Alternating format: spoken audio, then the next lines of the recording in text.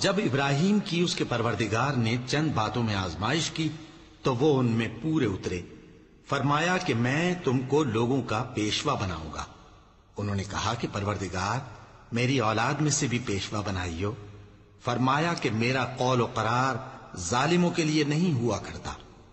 اور جب ہم نے خانہ کعبہ کو لوگوں کے لیے جمع ہونے اور امن پانے کی جگہ مقرر کیا اور حکم دیا کہ جس مقام پر ابراہیم کھڑے ہوتے تھے اس کو نماز کی جگہ بنا لو، اور ابراہیم اور اسماعیل کو حکم بھیجا کہ طواف کرنے والوں اور اعتکاف کرنے والوں اور رکوع کرنے والوں اور سجدہ کرنے والوں کے لیے میرے گھر کو پاک صاف رکھا کرو.